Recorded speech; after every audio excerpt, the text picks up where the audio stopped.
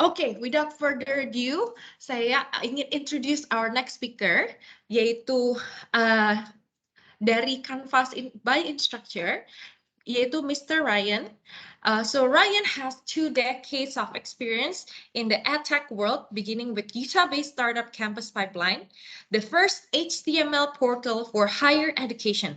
Since then, he worked with every major system school used to deliver education, from LMS such as Canvas to SIS like Banner, Colleague, and all the systems in between, such as Campus Pipeline, SCT Luminous, DegreeWorks, and many more, to help college and university build their digital campus. So Ryan holds a Bachelor of Science degree in Public Relations and Communications from the University of Utah and certificate in Data-Driven Marketing and Brand Management from eCornell. Outside of work, he enjoys spending time with his family, traveling, gardening, and carving as vice chair of the Mill Creek, Utah Historic Preservation Commission. So without further ado, I would like to welcome Mr. Ryan, the Vice President of Product Marketing at Instructure. Hi, Ryan. How are you? Good. How are you? Thank you so much for having me. Yeah, we're so happy to have you here. So is it late at night at your time there? It is. It's about 8:30 p.m. Okay, so it's not that bad. Not too bad, no. So we're happy to have you here, and please take your time to further explain, and we would be glad to hear more about Canvas from you. Perfect. Let me go ahead and share my screen, and I'll walk you through. Are you able to see my presentation? Yeah, we're good. Okay, weirdly, I'm not able to see my presentation. So let me look at this really quick. Okay, no worries. Take your time. Let's see. I wonder why I'm getting that. Are you sharing your whole screen right now? Let's see. Oops. Yeah, let me switch to the different sharing option.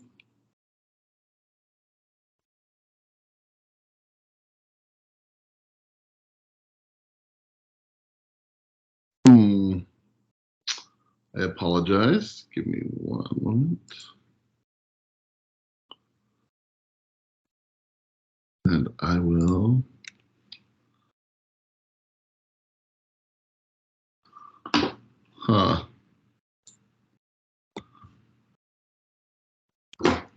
Find my desktop too.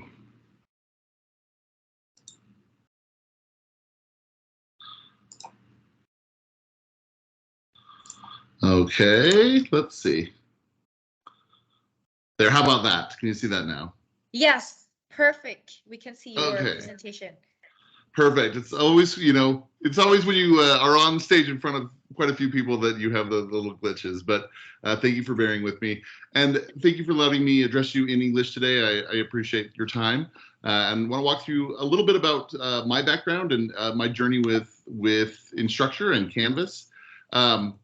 But as our host already said, my name is Ryan Lufkin. I am the Vice President of Product Marketing for Instructure, the makers of Canvas.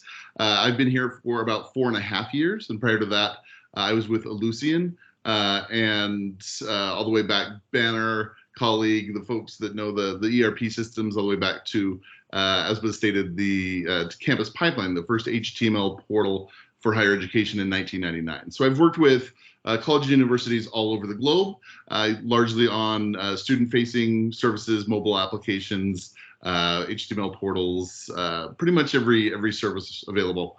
And I really, when I followed Instructure's growth and Canvas's growth very closely, and decided it was a company I wanted to work for. And about 5 years ago, I made the jump and came over. And so I'm going to give you a little bit of background about how Canvas became the North American LMS leader, but really the fastest growing LMS in the world. That's been a journey over the last really 12 years. And it started at Brigham Young University here in Utah. And 2 students were challenged by their educator to identify a system that was suboptimal and see if they couldn't improve on that process. And they, at the time, were using a competitive LMS to our LMS here to Canvas. And they thought, we could do this better. And so they went out and they conducted what they call the Campus Pipeline Listening Tour, Canvas Listening Tour. And they actually visited educators and students from college universities across North America and really talked to them about what they wanted to see. And they brought that back to their educator and passed, they got an A on the assignment, but they said, I think we have something here. We think we can improve the learning management experience for both teachers and students. And so they said, you know what, we're going to start a company. And that was Campus Pipeline. It was founded in 2010. And it was focused on 4 key principles. Not Campus Pipeline, Canvas, I apologize. It was focused on 4 key principles. It needed to be simple. At the time, there were large, when we would implement a learning management software, educators would have to be taken offline for training for weeks at a time.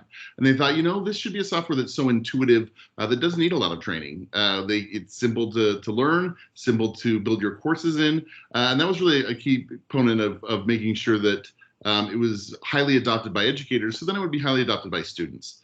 The second piece would be that it needed to be engaging. It needed to have the same kind of feedback loops that educators had with students in the actual classroom, in the physical classroom. And so making sure that they had robust discussions functionality, group message boards, the ability to provide feedback very quickly, like we can with SpeedGrader, things like that, that really create a level of engagement that it parallels what you can achieve in an in-person classroom. The third one is it needed to be open, and this is something from the very beginning we've really taken to the core of who we are, not just as a software but as a company. And so we are commercial open source. So we were launched with the idea that we would publish our code out to the community, and that would be a benefit that we would provide to our customers and our partners. We would be compliant with open standards like LTI Advantage 1.3. From IMS Global and Ed5, which is a K-12 standard. And the idea there is that if you map to those standards, any other app that is built to those same standards can easily plug in and create a seamless experience for educators. And that openness was really key. We didn't want our schools to ever feel like they were being boxed in by us as their partner. And beyond that too, we're very open with our communication. We actually publish any sort of downtime or any sort of disruption in service we have, we publish it directly on our website. We make it very, very key. We want to create an open platform so that both individual educators and administrators and technology administrators can build the digital classroom that they want. And so that openness is key to who we are. And then reliability. That's really a key part of this conversation we're going to have about the cloud journey. Because at the time, reliability was not ideal. That was one of the biggest complaints with LMS users over the last really 25 years has been the reliability, the need to pull the system down for updates, for maintenance, for any sort of integration problem or maintenance problem. And by moving to the cloud, by adopting the cloud, we've been able to achieve a 99.9% uptime. We are it's funny, the level of reliability we've created really has transformed the system. And I'll tell you a little bit about how that came to pass. But just so we're on the same page, and this may be a bit remedial for many of you, but I wanted to make sure we were all speaking the same language. So there's 3 different types of hosting. One is on-premise, which is a traditional licensed revenue model, where you get a software download, you plug that into hardware that lives on your campus, and security is all in your control. You lock it in a room, and we call that secure.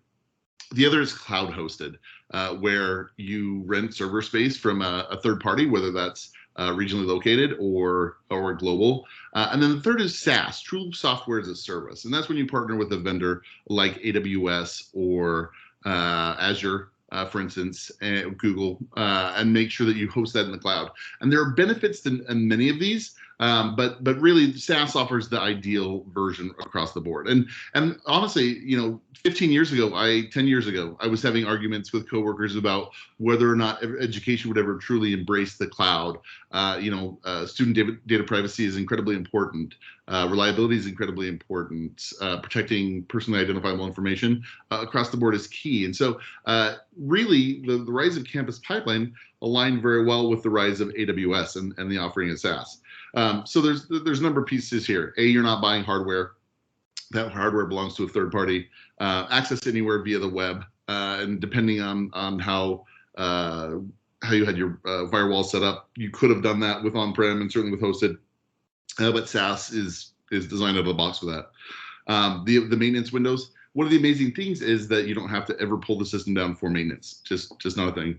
The idea that you have a single version of a software, and this is both a good and bad element for some. I think back in the day, when LMSs were first brought on board, schools were doing highly customized versions of software, and it's one of the downfalls of early LMS software was that they could be highly customized, but every time that you did an update or a patch, it could conceivably break that system, and you frequently saw schools have outages caused by an update that could last weeks at a time.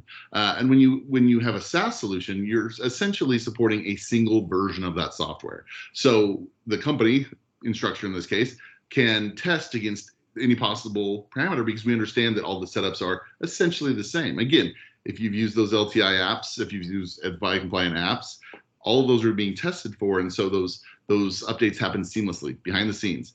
In fact, the rollout of new features is seamless as well. Those roll out to all customers, and then there's feature flags that allow individual colleges and universities to turn those on as they want. And so it's a system that has really revolutionized the market. And I'll talk a little bit about what that's led to here. But ultimately, our decision to go with SaaS, and again, has a number of additional benefits. So cost effective, obviously, without having to do those updates and take pieces offline, you are saving a pretty substantial amount of cost and hardware revenue in downtime, things like that. Time management across the board. What we always say is the individual employees that have been tasked with keeping a system stable and up are now able to be used for more robust things like deeper systems integration with your ERP systems, with instructional design support, exploring new methodologies like competency-based education and outcomes-based education, things like that. So really it's shifting more to the learning aspect of it instead of that maintenance aspect of it, which is often quite burdensome for college and universities. That scalability and accessibility, when COVID hit, we saw a massive increase. We more than quadrupled our number of concurrent students online as soon as we hit back to school timeframe for North America. It was an incredible spike, and because we were a SaaS solution, because we could scale all of those, because we worked with AWS and their services that we'll talk a little bit about here, we were able to stay up without any major outages, where many of our competitors and other LMS providers had major outages at individual schools, at whole system outages and things like that, major system slowdowns. We just never experienced that because we were actually born as a SaaS software. We were built from the beginning to be SaaS, and that's really had a major impact. Those compatibility issues, again, because we work with organizations like IMS Global, they define those standards, and as long as everybody else is using those same standards, you're not having compatibility issues. We work very closely with Microsoft Teams, for instance, and last year released 3 different LTI integrations, 3 LTI apps that extend the ability for Microsoft Teams, Microsoft Office 360, all of the tools to have a deeper integration with Canvas LMS itself. And so those deeper infrastructures, you plug that app in, and suddenly all that functionality cascades all the way down to the course level for individual educators. And so something that's really difficult to achieve without spending large amounts of services dollars for an on-premise software solution. Let's see. Guaranteed security. Honestly, AWS is unparalleled security. Not only that, they co-host their data on different systems. So in North America, for instance, we have a server on the East Coast and the West Coast, and those systems are backed up. And so you have a data outage on one side of the country, and data outage on, you're still accessing the data from another story or from another school. We actually have a story from Ohio State University that had all of their on-premise software housed in the basement of their library. And they had a fire on their library campus, and their only system that stayed up during the fire and the following 2 weeks was Canvas LMS. Because all the other systems experienced downtime due to locally hosted software. So there's a real benefit there. There's a story around Tulane University during Hurricane Katrina that wiped out much of New Orleans. They had done a very good job of locking up their hardware and keeping it in a room and doing their data backups on a nightly basis and putting those on the shelves right above that locked server room.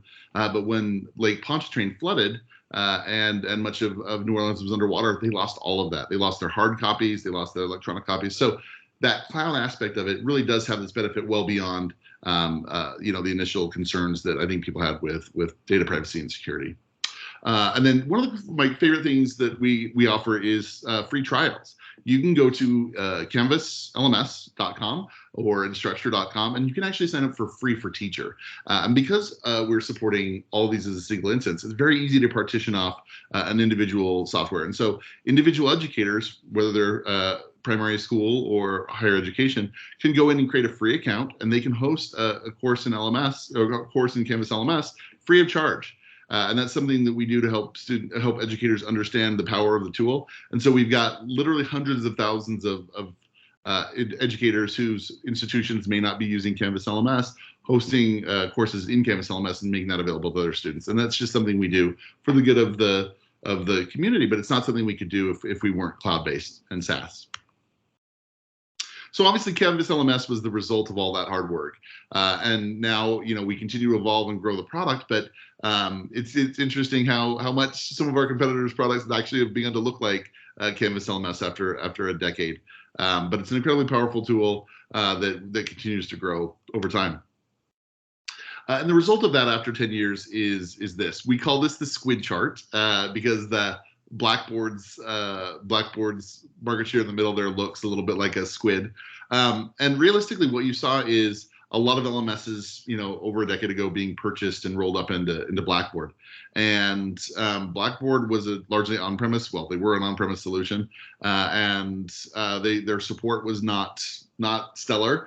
And when we launched Canvas LMS in 2010, that just happened to be paralleled with this rise in both open source, like you saw with Moodle, and the cloud. And so we rapidly drove adoption because we were migrating Sakai customers, Blackboard customers, D2L customers that wanted a more secure and more desirable approach.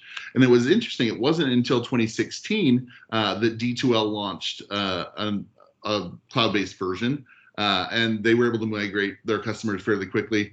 I think and Blackboard launched theirs at the same time, about 2016, and so it took them a while to actually understand the benefits of the cloud, and it can actually be very difficult to modify your business model if you're a traditionally licensed software vendor to the cloud, because there is such a cost savings. It's very hard to justify that to your shareholders, but it's a totally different model, right? You're not paying that front end large cost for hardware. You're just paying a recurring service fee, generally based off of number of users. And that's flexible. You can scale that down or scale that up as you need. And so it's a totally different model.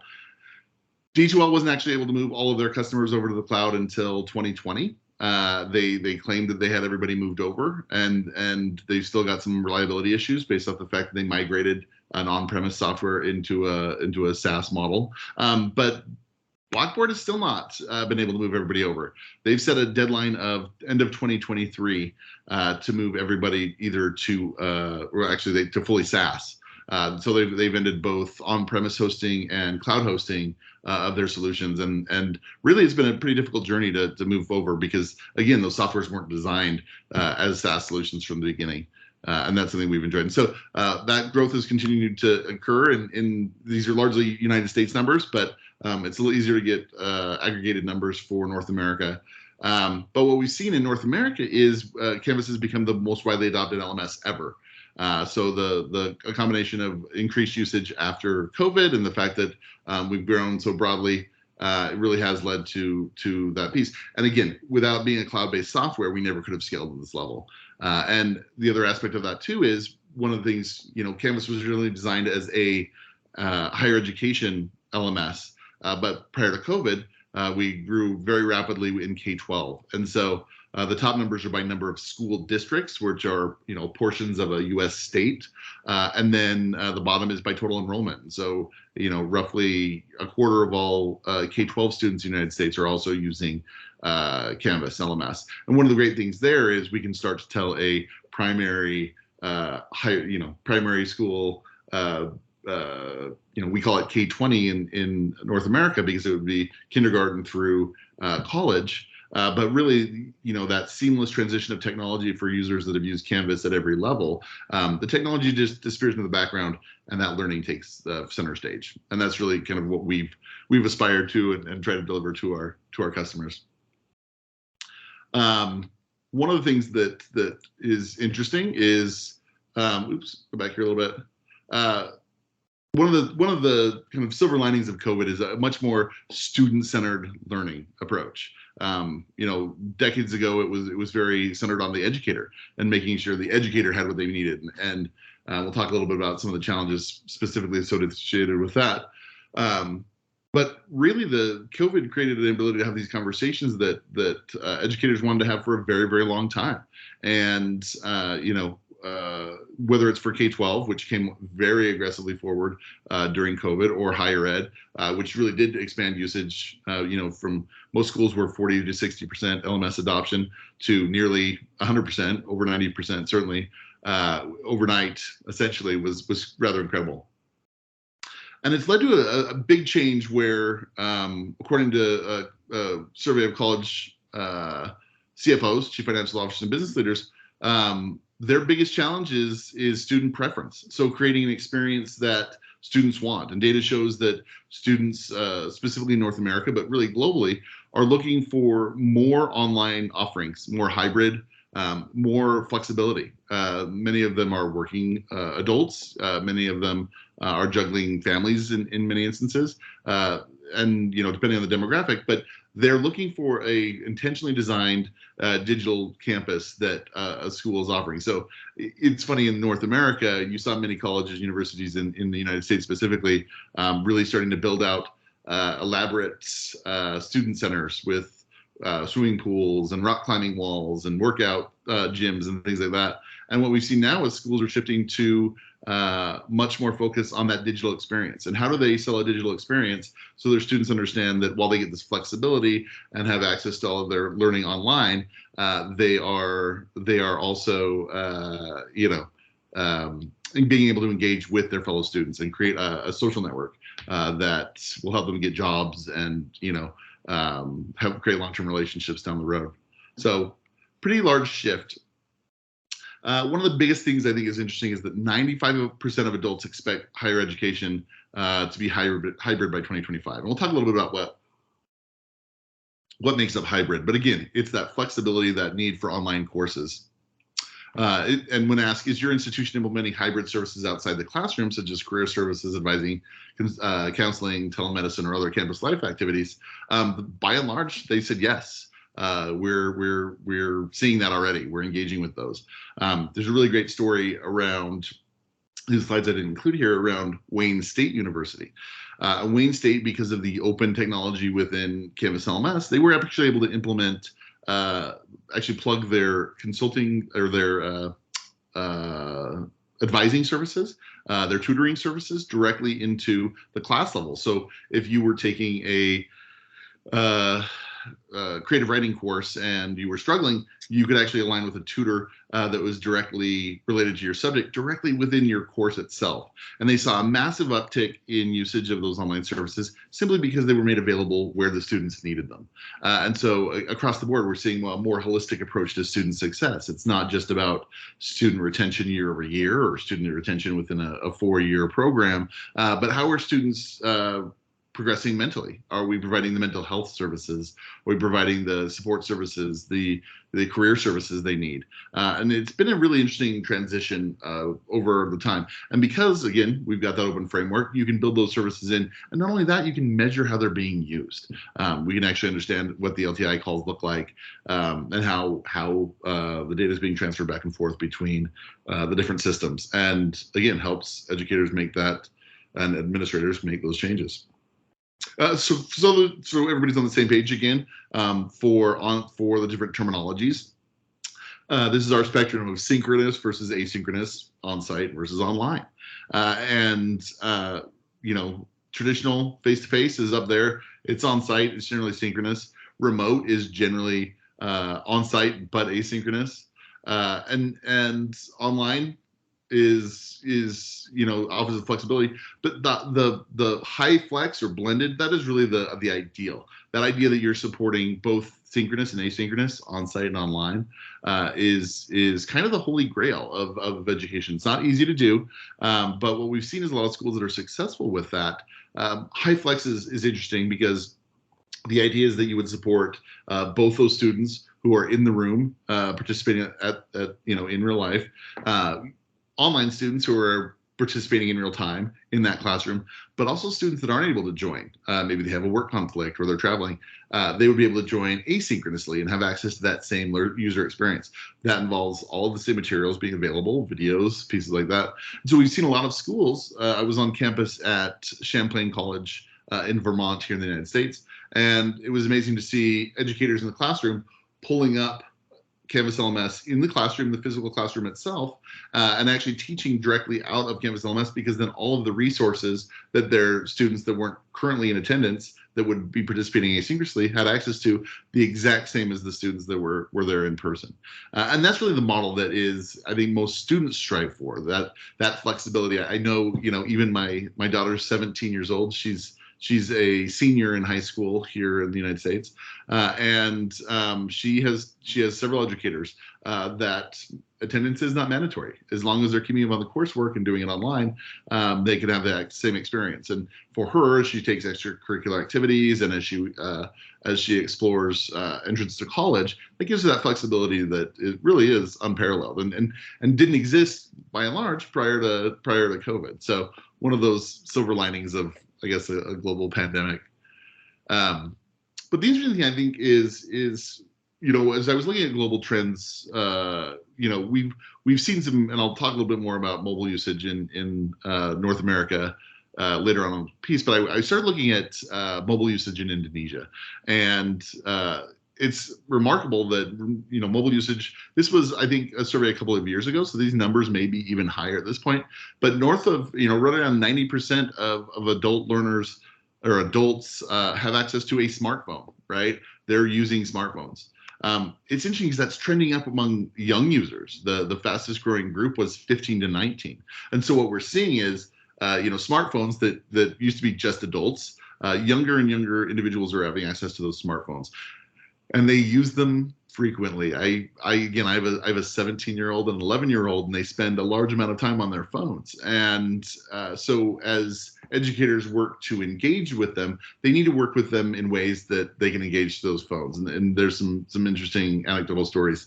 But I think one of the biggest pieces for us is, as many of us are technology experts on this call, and we're very familiar with UX design, user experience design, right? But we tend to think of that in terms of an app or a computer software, right?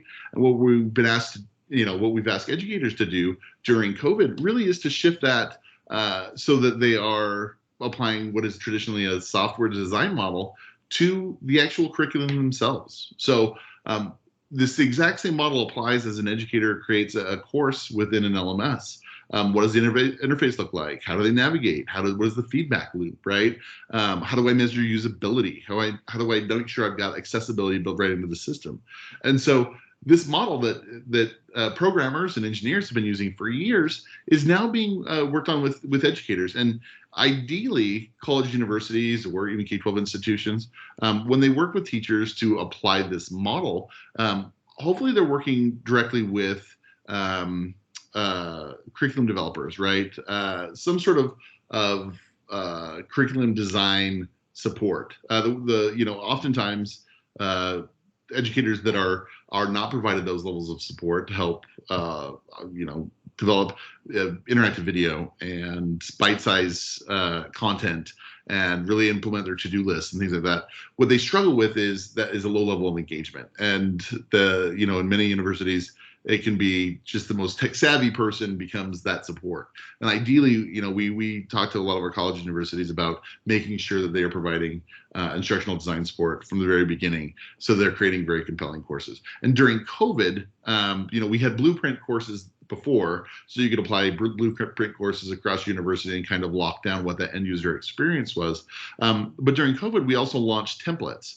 And that allowed schools to create individual templates for different types of courses and really model what good looked like for educators. So as opposed to kind of saying, hey, there's the tool, good luck, right? Which you can still be very successful.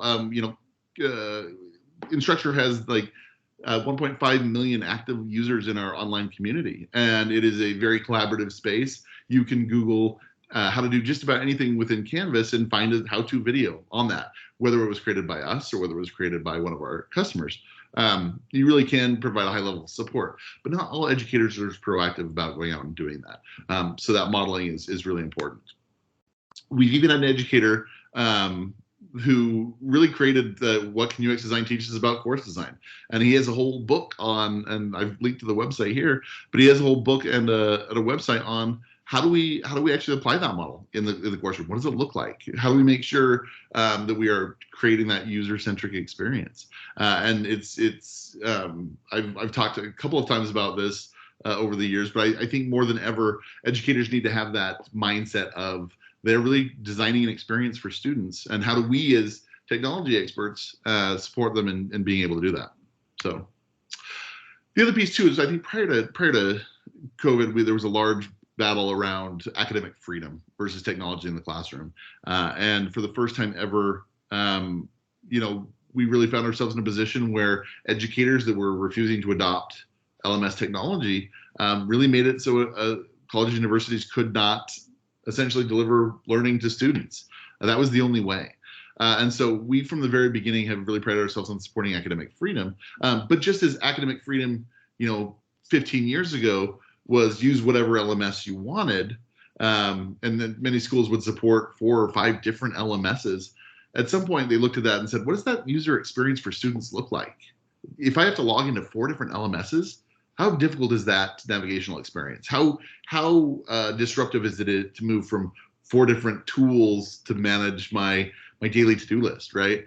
And so the thinking around that really consolidated around, okay, one LMS really is the way to go. And especially if that LMS supports the academic freedom to set up your course the way you want to and do different aspects there. And now we've kind of refined it even more to, okay, let's model what good looks like and give individual educators a much more specific design to work within. So now students are really benefiting from that experience.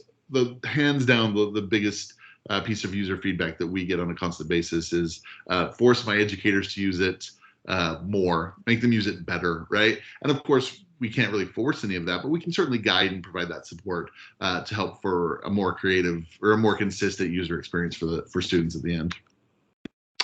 And some of the benefits of technology in the classroom really are the ability to provide a higher level of accessibility for students ranging across the board. Of course, we've got accessibility tools built directly in to make sure that from a course design standpoint, we're supporting students with color blindness, with hearing disabilities, or visual disabilities, things like that.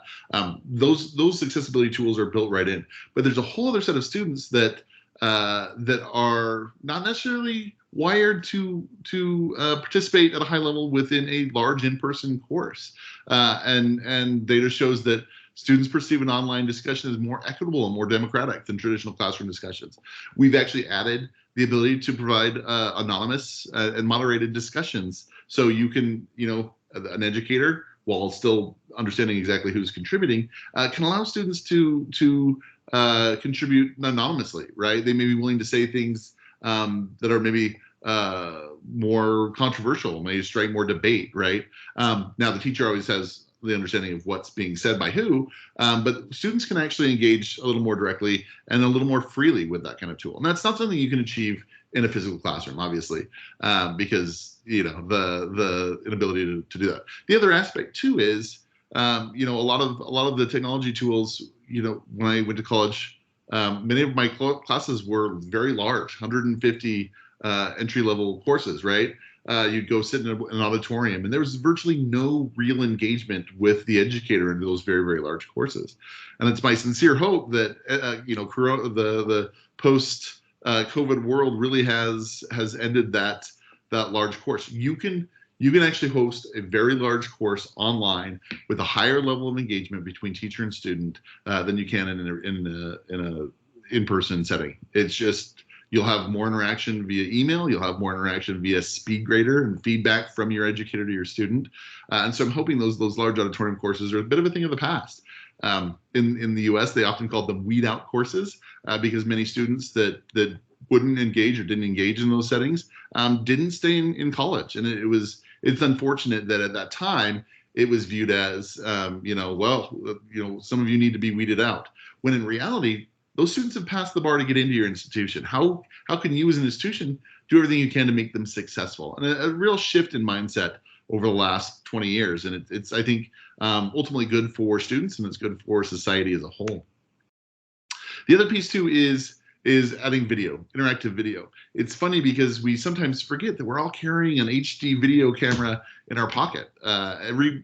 I would argue that almost without exception, everybody on this call has a smartphone. And I'd be surprised if there might be a couple of exceptions, but it's possible. But one of the things that video allows is especially for a younger generation that has grown up on watching YouTube and interactive videos and things like that, educators can submit assignments or submit materials that students need to review, but they can also have students record themselves providing feedback, providing answers. It was interesting, my daughter, who I mentioned, who is 17, she had an art history class, and she was actually able to submit TikTok videos about artwork that she liked and things like that. And so she and her friends made a series of TikTok videos and submitted those as assignments for that role. Pretty incredible. And it's funny, but like, we take things for granted, but just making sure that we have video with playback controls has a massive impact, a demonstrable, measurable impact on student engagement and success, right? Making sure we give students a little bit of control. So as they watch that video, if they should be interrupted, they can hit pause and walk away and then come back to it, right? That flexibility that has not always been there. We used to say, no, once you start, you got to get all the way through it. No, providing that flexibility really does have a measurable impact. And so making sure that we're accounting for all of that as we design our courses and provide software to do that. And again, at this point, most students prefer blended or hybrid.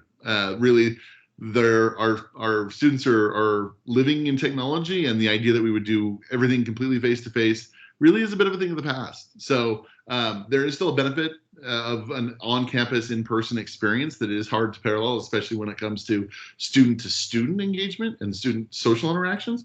I think that's one of those things that we haven't quite cracked the nut on that yet. You've got groups like Facebook and the metaverse, right, trying to figure out how do we create that. But that goes back 20 years. 20 years ago, I don't know if anybody on the call is old enough like me to remember Second Life, but Second Life was this idea that you would develop something close to the Matrix, right, or the Oasis, right, from Ready Player One.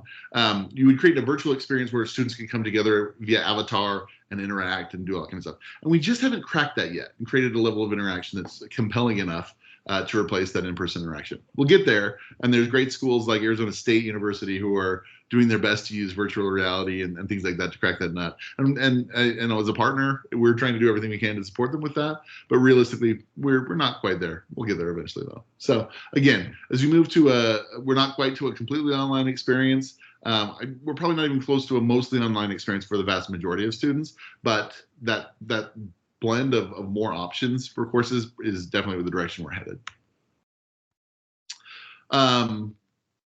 It's interesting because mobility has become, or access to a mobile phone has become incredibly ubiquitous, right? This was from a study from Google called The Multi-Screen World that came out probably 12 years ago now. It's a little dated, but it was the first study that I was ever part of where they talked about usage, different screen usage, and that their whole premise was that they lived in a multi-screen world.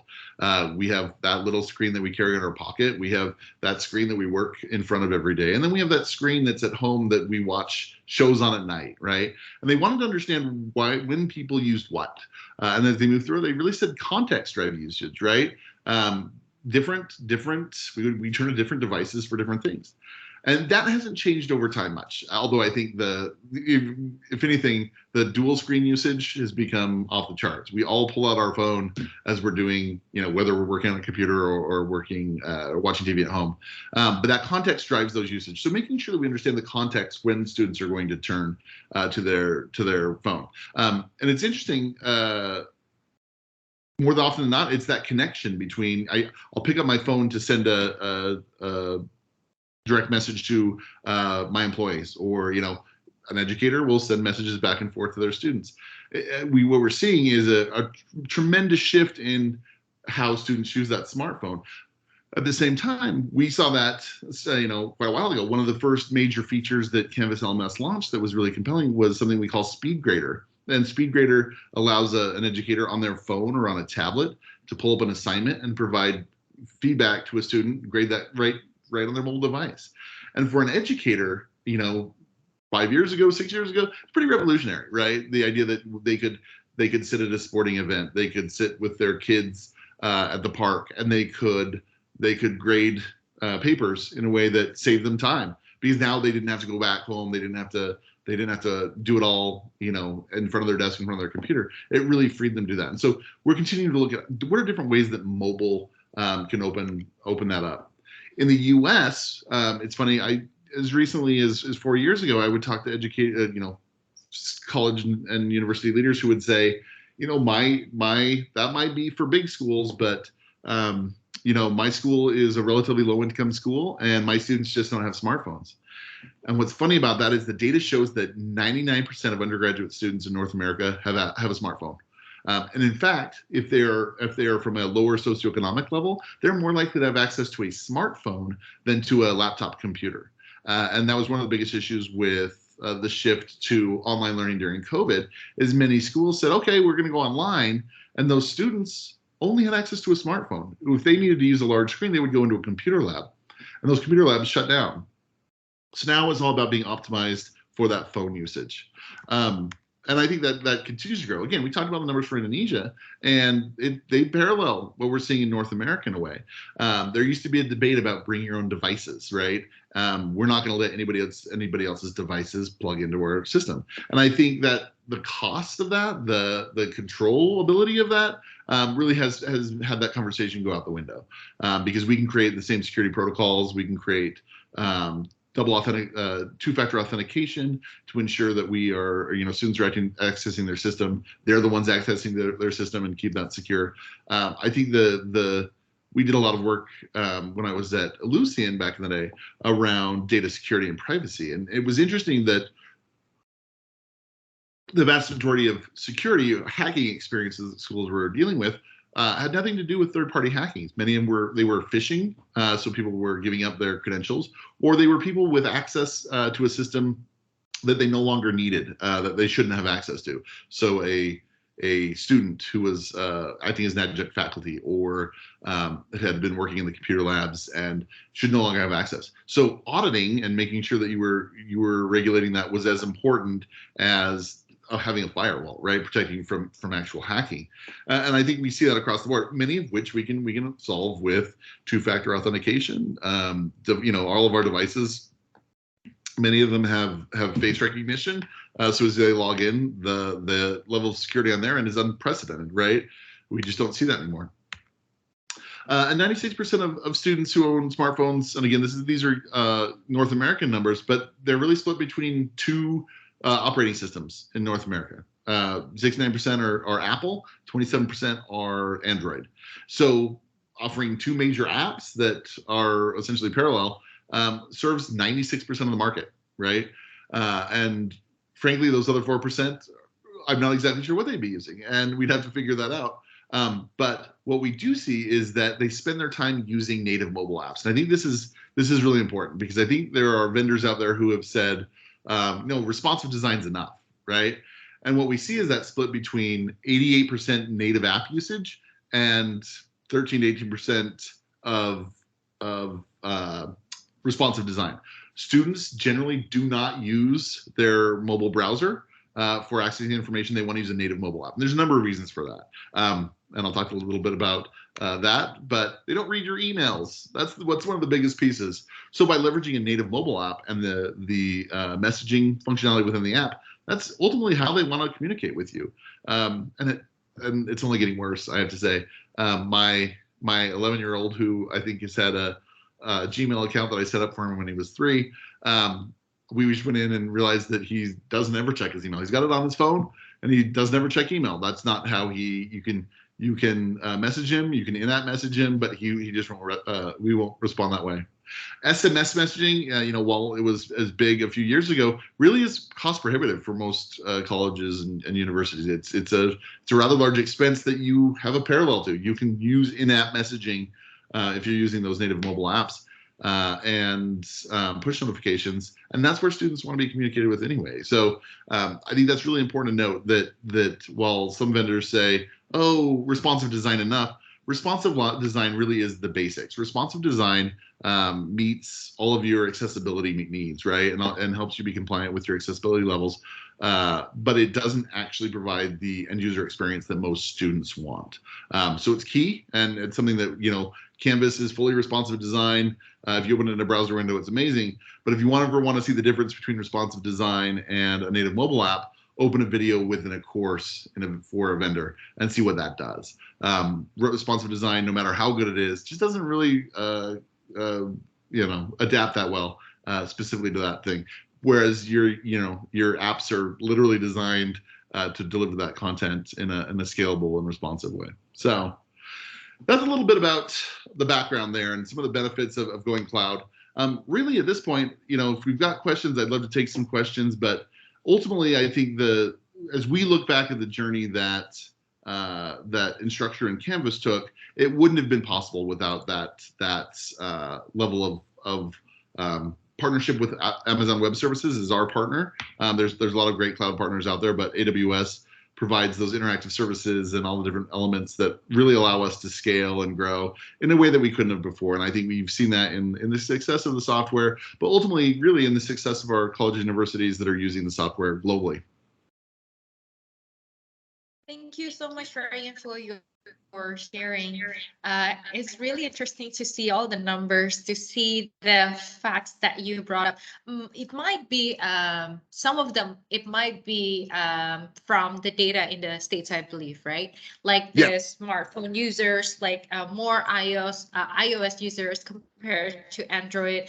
I know based on our experience and some data here, I believe that in Indonesia, Android users are more still compared to iOS, though it depends on the school, because I know some of the schools or university requires their students to use Mac or iOS devices, right? So again, it's going to be case depending on each cases too, right? Yeah, and I was trying to dig into some Indonesian specific usage on that specifically, and couldn't track that down. It's interesting because it's a lot easier to get aggregated data for North America than it is, and actually Indonesia had some really great data as well. I think it's one of the easier countries to get data for that I've found. Europe's very difficult to get aggregated education data or survey data around that. So I was happy to go out and find something out there. Yeah. Jadi Bapak Ibu, sekarang kita akan membuka acara sesi untuk Q&A untuk Bapak Ibu semuanya. Jadi kalau untuk Bapak Ibu yang mau menanyakan, bisa langsung raise hand atau juga bisa langsung tulis pertanyaannya di kolom chat. Nah, nanti untuk Bapak Ibu yang terpilih, pertanyaannya yang dipilih nanti itu juga bisa dapat hadiah. Nah, jadi coba segera langsung chat aja di kolom Teams chatnya, atau bisa raise hand untuk langsung menanyakan pertanyaannya. Seperti itu ya Bapak Ibu, jadi nanti kita akan memilih 3 penanya dengan pertanyaan yang paling oke gitu mungkin ya. Nah, nanti itu akan bisa mendapatkan hadiah juga. Oke. Ada yang, sorry, let me translate this in English. So there is a question from the one of the school, Pak Hari Witriono from UM Bengkulu. So he asked, so I know that there is in Indonesia, the situation here, it might be different from the US, right? Where the infrastructure, the internet is all accessible anywhere, right? Even Yep. in like a petrol station, everywhere, like it's easy to get access to internet. Unlike here, we still have some cases where we have troubles in having internet. Do you have solution for Canvas without having an offline or like without connecting to the internet all the time? What's your response on that? Yeah, we actually have a couple different ways to do that. And we actually have offline usage. So if you are in a position where you don't have, I'm actually in the Western United States. So I don't know how many people are familiar with Utah, but Utah, Salt Lake City is quite a large city. But if you travel very far out of the city, you're in the desert, right? It's Red Rock Desert, like you see in an old Western film, and so there's many areas there where we don't have cell phone signal, and certainly not internet. So we actually have online browser capability or offline work capabilities built throughout our courses, and I can provide some more detail. There's actually I could probably figure out a link here to share. But yeah, we actually support offline pretty powerfully. So.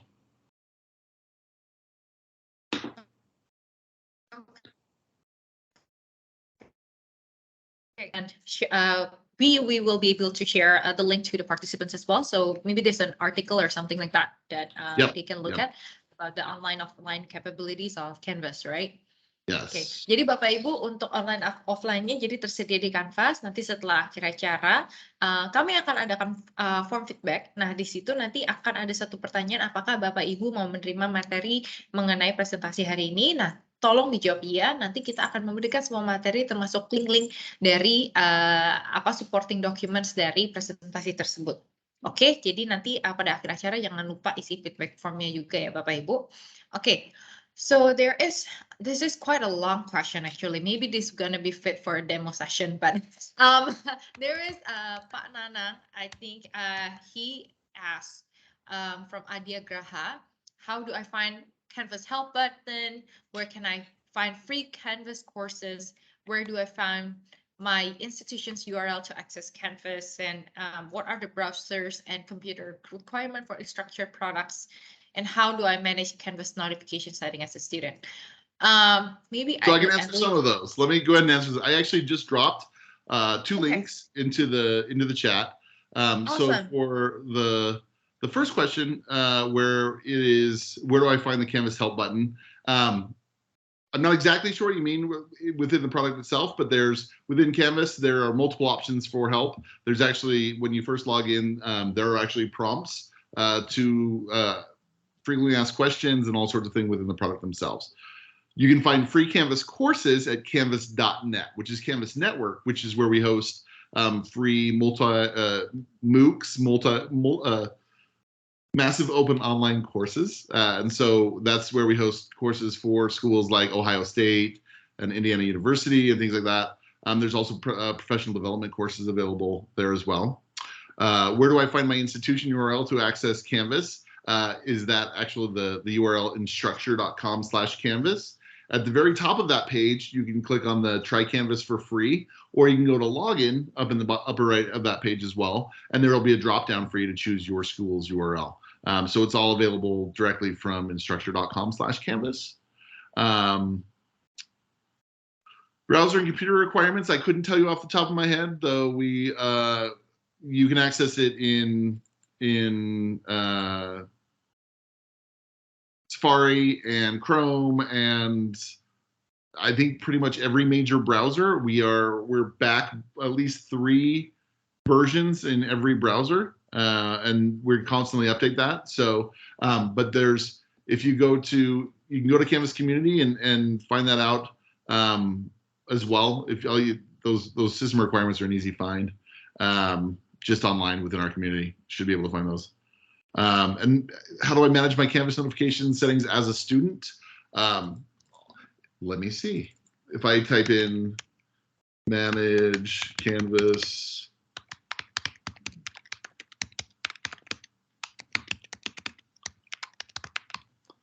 let's see. How do I manage my Canvas notification settings as a student? So a community article pops up immediately after me Googling that, and I will drop that into the browser as well. So as I mentioned, the pretty much anything you want to do, any question you have, someone's already answered within our Canvas community. And it's all Google optimized or search engine optimized. So as you go in and Google those, you'll quickly find answers for the vast majority of those questions you have. And if you can't find those, we've got customer success managers for all of our customers who help troubleshoot those things all the time. But I just dropped that URL in there, and it has a pretty step-by-step tutorial on how to manage those. Awesome. Thanks, Ryan, for sharing. And Pak Nana, we would be happy to walk through everything that we just been explained from Ryan, by Ryan as well. So if we want to create another session where we can demo a canvas, that would be great as well for your institution. And then there's actually a couple of questions, and I'm just gonna compress some of them because it's kind of similar. It's about a hybrid learning with Canvas. So so you mentioned that there are a majority of students would like to have a blended or hybrid learning, right? Yep. So how exactly Canvas help the teachers or the faculties to do that, whether it's in K-12 or K-20 that you mentioned, yep, or it's in the higher ed or university. If you can show maybe like a case study or like some use cases, that would be great. Yeah, so there are a couple different things I can provide for you. Let me see.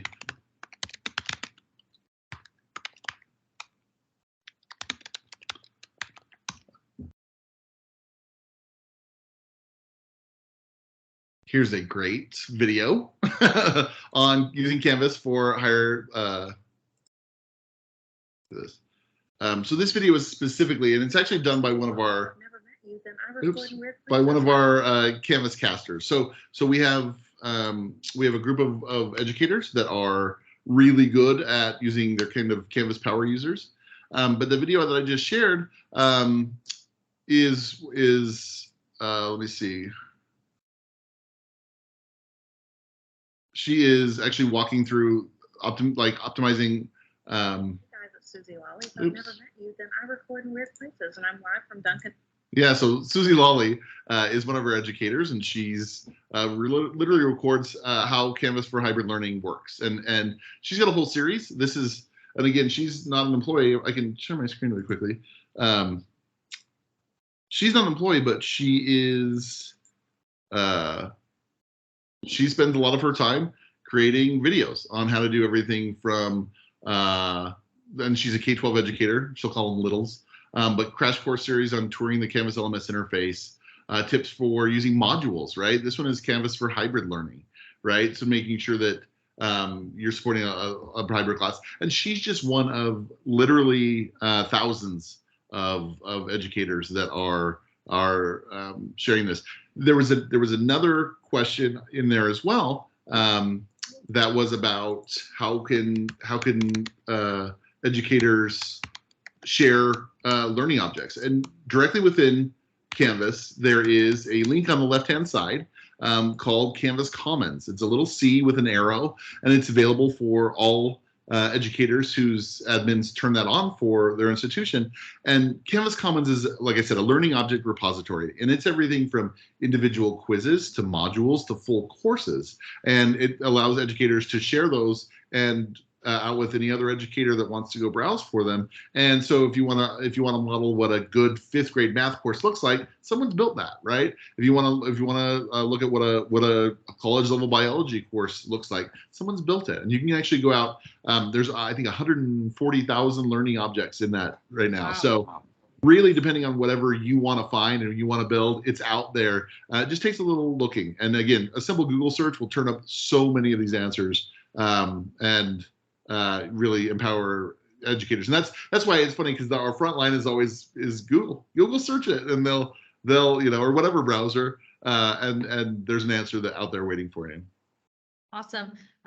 Yeah, I think that's gonna answer the question from Pak Andri from British School Jakarta on how we can how to take the courses from other or Canvas community for our Canvas school instead of creating from scratch, right?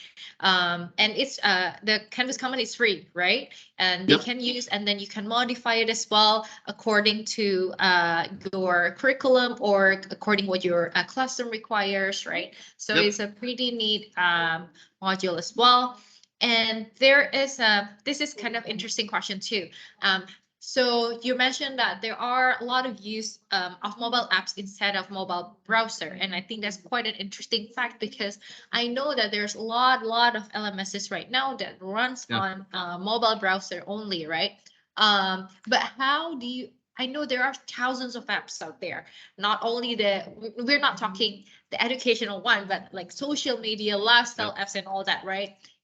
So how we can push the student to install Canvas app to their mobile phone and set to default auto push notification regarding the assignment due date, but how do we encourage that to all, I think not only students, but also faculty or teachers, because actually that's going to help them with like the speed grading that you mentioned, right? So give them the easiness and mobility, but maybe you can share more about that.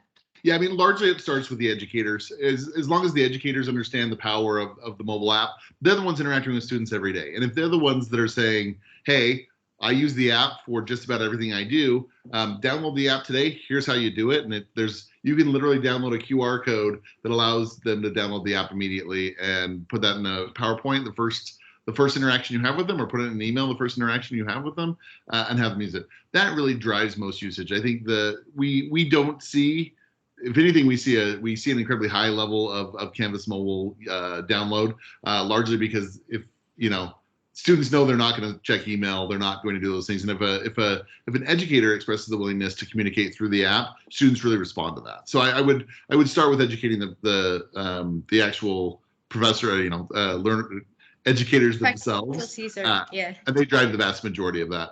The other aspect too is students are savvy and tend to find it for themselves and go out and find it. There are a ton of apps, but the idea that this provides single sign-on access to most of what they do, the fact that they can submit assignments, the fact that we have it seems outlandish to many of us, but we have students that rarely access Canvas on their computer and do it almost all through their app. They're writing papers, they're writing assignments, they're doing video submissions. It's kind of crazy because we're so used to our laptops and interacting this way. But I think the educators themselves are harder to get adopting the apps than the students themselves. Okay, awesome. Thanks for sharing. There's another question from Pa Ahmad. If Canvas has API or other service to integrate with existing academic systems, because that's the main reason of the LMS. And I believe Canvas has a great tool of LTI, right? Yeah, maybe you can explain more about that. Yeah, we have open APIs, and so we publish, I think there's again, if you Google it, there's a list of all the APIs that we published, because we want to encourage innovation. We work with a lot of very small tech partners. Like one of my favorites is InSpace right now. They're a great video conferencing tool designed by a college professor. So by having open APIs, we allow them to easily build to our product. Again, because we work to LTI Advantage standards, we've got a common language that we're all mapping to, and it makes it very easy. So yes, we openly encourage building to our APIs, and we publish them all externally. Again, our code's all out on GitHub as well. You can download our code and play with it. And unfortunately, we have other vendors using our code and things like that. But it's something that we see. The benefit of providing that openness and that code out to the community far outweighs the negative side for us. So it's kind of interesting that Canvas is actually itself a SaaS model, but you also have an open source through GitHub where people can actually explore more about Canvas, right? With the open API and easiness of integrate with other systems as well. Yeah, it's interesting, and there's a couple of questions around Moodle, and I can't give pricing on the call. You'd have to engage with one of our sales reps for that. But there is a perception that Moodle is cheaper, and what's interesting is in many cases it is, but there's also a lot of costs that aren't accounted for, right? When you sign a contract with Canvas, that includes all of your services, all of your support, all of your hosting, right? And what we see is people use Moodle and say, well, it's free or it's low cost, but in reality, they're paying somebody else to host it. They're paying for third-party integration services. They're paying for third-party support. And when you actually add all of those features plus the personnel on campus to manage it, what you're getting is a less feature rich, a less updated, and I know Moodle released their 4.0 update finally, which is, a big deal. But we release features on a monthly basis, right? We release features and updates on a monthly basis. They all come directly from Instructure. Our release notes are all available. Our support's all available. So instead of working with a third party to host that software that they didn't design and build, invariably that leads to a more outdated experience. And we're dealing with that right now with some schools in the United States who've been on Moodle for some time, and their students just see it as a subpar model, right? A subpar user experience. And so that's why they've consistently switched. We've literally migrated thousands of Moodle customers to Canvas customers. And the cost may not be, they may end up at the end of the day being slightly cheaper, but ultimately you do get what you pay for. And I think the experience of having a commercial SaaS vendor really outweighs the benefit of true SaaS. I just don't think that model of truly open source, the model of open source doesn't always get the support it needs and from a community, and than it can from an individual vendor that's managing the code. So. Awesome. Yeah, for those of you who untuk Bapak Ibu yang interested untuk mengetahui harga, nanti kita bisa set meeting setelah ini ya Bapak Ibu ya. So they can set a meeting with us as a Canvas partner as well, and we can further discuss about the pricing and the needs of your university and how we can gimana nanti kita bisa cocokkan sesuai dengan kebutuhan Bapak Ibu dan institusi edukasi dari Bapak Ibu semua juga.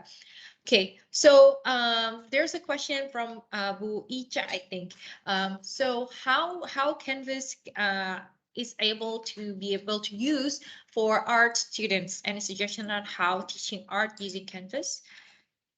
Oh, teaching art? Yeah, yeah. In a lot of cases, there's if you're trying to teach. There's lots of different types of art, but there's plugins that can easily, plug in to actually allow you to sketch directly within the product. I was at a school that was teaching music through Canvas, right, during the pandemic, and have continued to do so because it allows them. They're in Texas, they're in a very rural area, and they can teach music through Canvas. So whether it's an app that plugs in where you're demonstrating that, but it's most art and design right now is digital, is taking place digitally, and so largely because the jobs they'll eventually get are generally around digital design, and so it's very easy to upload your assignments via digital design. The other aspect too is we actually just purchased Badger. Concentric Sky is the company, but Badger is the product, and Badger provides an e-portfolio and a badging tool, right, that allows you to create credentialing and things like that. But the really cool piece is our e-portfolio becomes an archive for students. So if you're teaching art, they can actually upload all of their digital submissions and store those within their e-portfolio. And they actually have now an e-portfolio that they can use beyond college, beyond high school, to share with employers and actually curate those to be showcased to potential employers. And that's something that, again, that's a lifelong access to an e-portfolio that just comes with Canvas as a product. You don't have to pay additional for that. Your students don't pay for it. But that's one of those benefits that we want to make sure students have, so they retain all of those assignments and all of that proof of skill that they've developed throughout their learning experience. I see. So jadi ada plugin-plugin ya Bapak Ibu yang bisa nanti digunakan juga, jadi sehingga Canvas bisa dipakai untuk art classes, music gitu dan lain-lain. Nah kalau buat Bapak Ibu yang nanti mau didemokan lebih lanjut, nanti kita bisa set meeting afterward juga ya Bapak Ibu, sehingga bisa langsung lihat oh ini kayak gini gitu, karena nanti demonya akan kita prepare juga sesuai dengan use cases dan kebutuhannya sekolah atau institusi dari Bapak Ibu juga. Now there's a question, so how many schools or institutions have used Canvas in Indonesia? I know, well, you want to answer, or I can help you answer this one? You can help me answer that one. So, ya jadi Bapak Ibu untuk institusinya kita memang jadi Canvas ini memang baru penetrasi di Indonesia, dan Netrin Informatika ada selaku as member of Arta IT Group, kami adalah selaku sole partnernya di Indonesia, dan ada beberapa universitas maupun institusi yang telah menggunakan Canvas seperti Sampurna Academy, ada SMA Alpha Centauri, ada ILF, ada Elizabeth International Hotel and Business School, Zenius, dan juga Calvin Institute of Technology. Nah, nanti kalau misalnya Bapak Ibu mau tahu use casesnya dari masing-masing, nah mungkin nanti kita bisa kita set up meeting untuk kita bicara dan diskusi lebih lanjut ya Bapak Ibu. And then there is a question about, so you mentioned there are a lot of different LMSs like Blackboard, Moodle, and all that, right? And how Canvas is emerging to be a leading LMS, especially in North America. So what are distinguished features of having Canvas as an LMS compared to other LMS like Moodle, or even people sometimes assume like Teams or Google Classroom to be an LMS as well. So because they have been using Teams for 2 years right now. Yeah, and it's interesting because Teams, I wouldn't consider Teams a full-featured LMS. Teams is a great collaboration tool, and again, Teams is a great partner for us. We largely see Teams being used by technology schools, right? Like so, what we would consider. And I'm trying to think what the local equivalent in Indonesia would be to a tech school, but less of a certainly not a liberal arts type of college or university, not an American style college or university.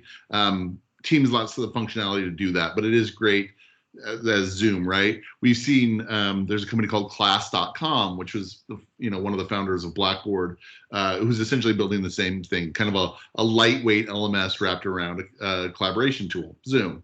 And so there are some lightweight tools out there, but they don't necessarily, most don't meet the needs of a large college university or a large learning institution. And so there's, realistically, there's 4 major LMSs on the market, and that's Canvas, D2L, Moodle, and Blackboard.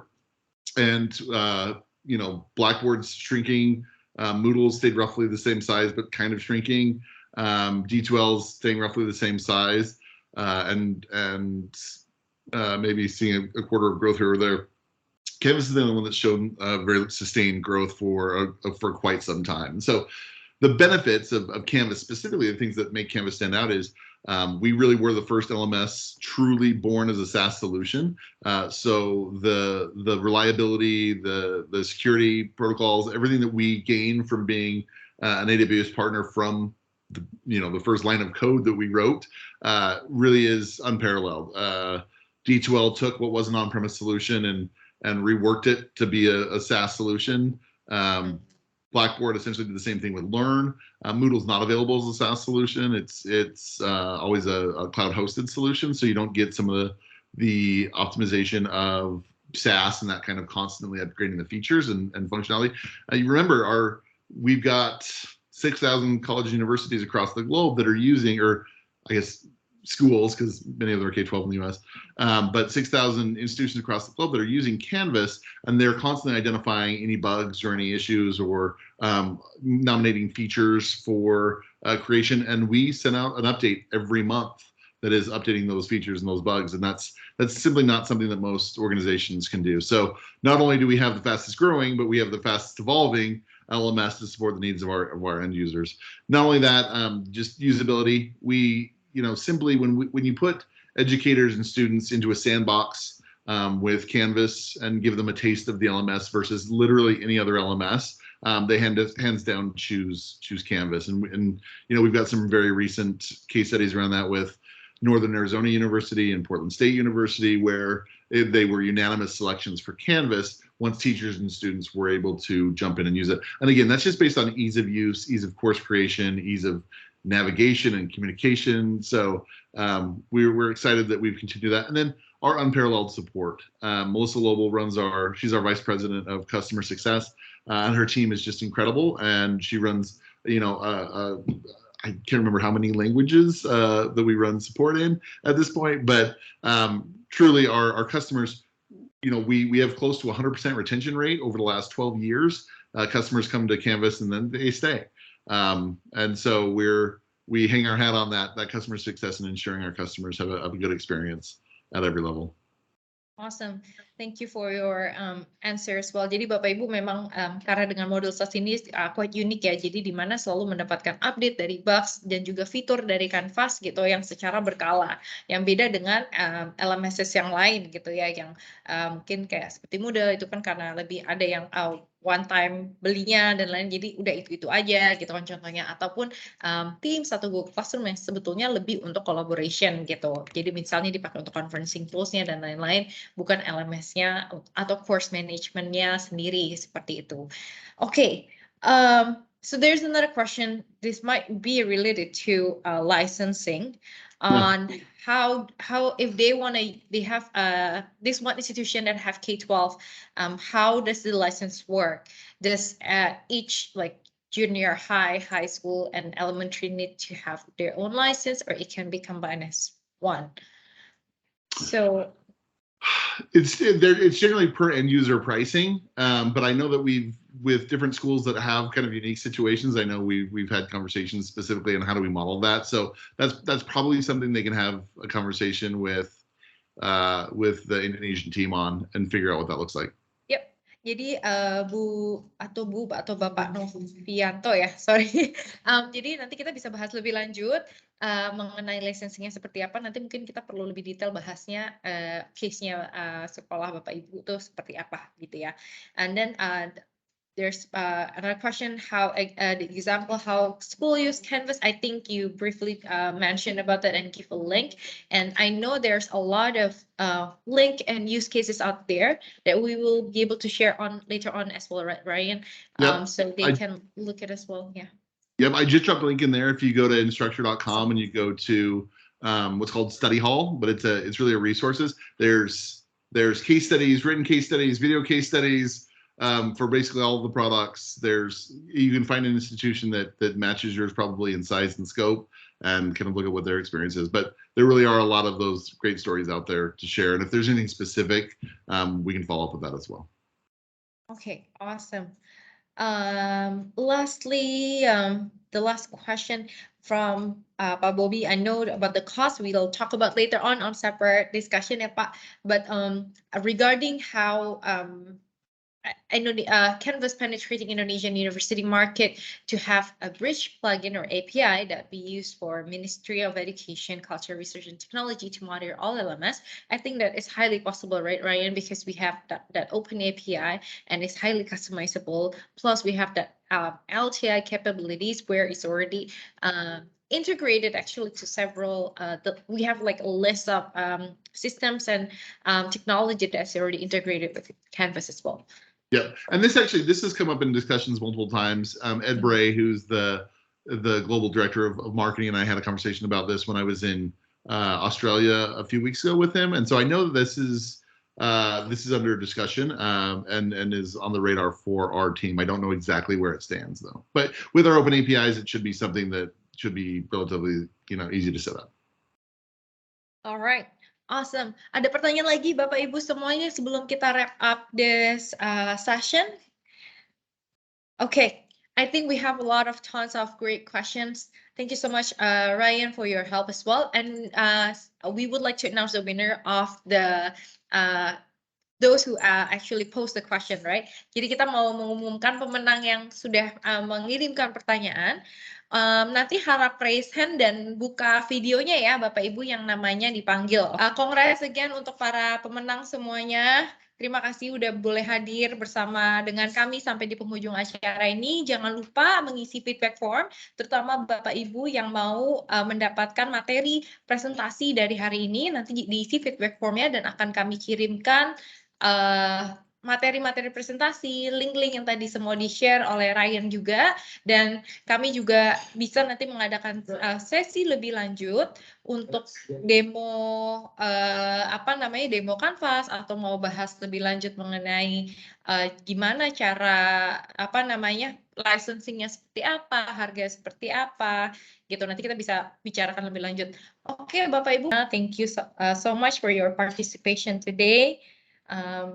Kita belajar banyak bareng gitu ya mengenai new concept hybrid learning, mengenai new culture of learning gitu, di mana hybrid learning yang mau nggak mau kita harus mengadaptasinya gitu kan.